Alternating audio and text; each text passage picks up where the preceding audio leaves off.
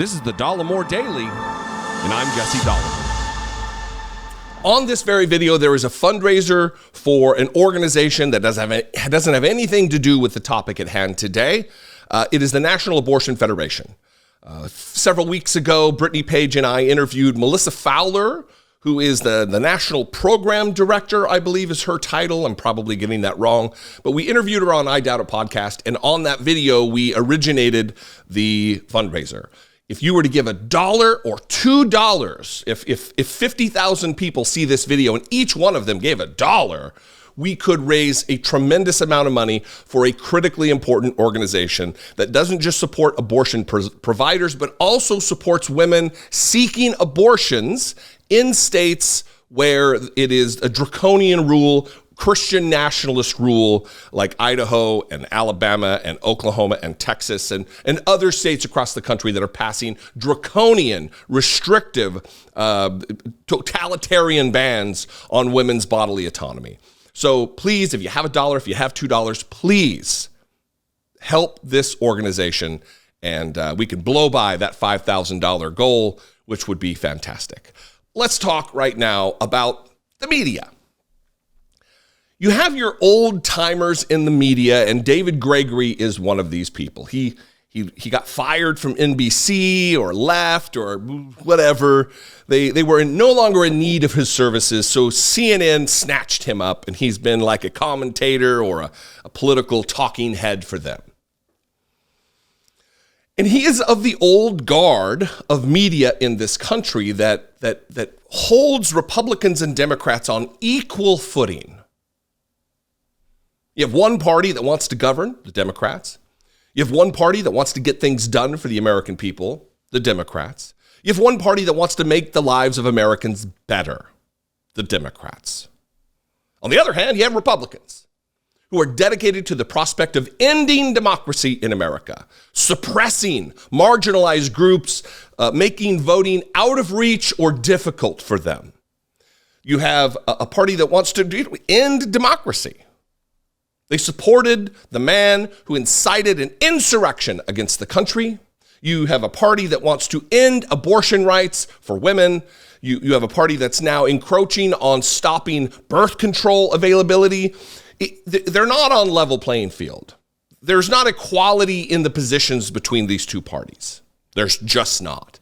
But because David Gregory and people like him are beholden to the old way of doing things, the old way of thinking, looking back 50 years, 40 years, 30 years when the Republican Party was different than it is today, not as radical as it is today, you have people like him doing what I'm getting ready to show you, which is putting blame on Democrats for the chaos in the House of Representatives right now. He literally says, how long are Democrats going to stand by in the world of identity politics and zero-sum politics and not be part of any solution?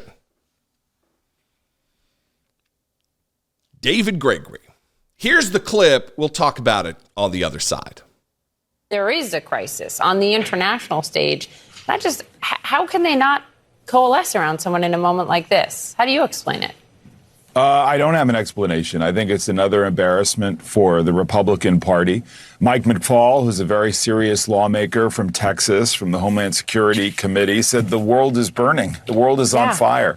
And we can't seem to come to an agreement on a leader. It's a real problem.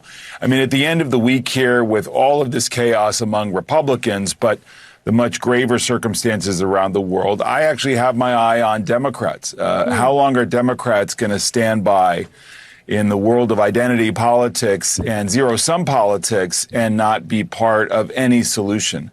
We'll see. I think there's more cards to be played before Democrats jump in. But I think people who don't follow this day in and day out the way we do are looking up and wondering whether Washington has any ability to do their job.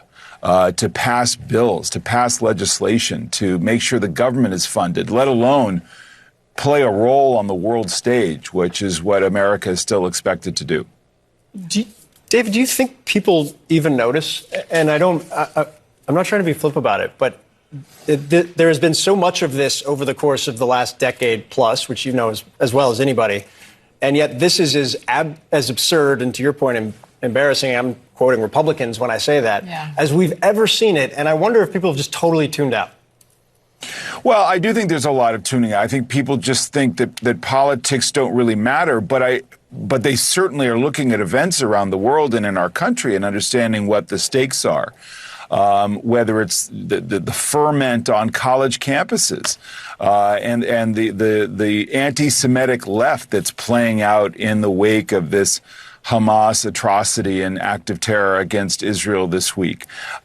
It's relevant to people's lives when you have kids, when there's security alerts, when the government is closing down and it might affect whether you can go to work, whether you're going to get paid, whether you're going to get fundamental services. And I do think people are paying a lot of attention to the consequences of politics that don't work.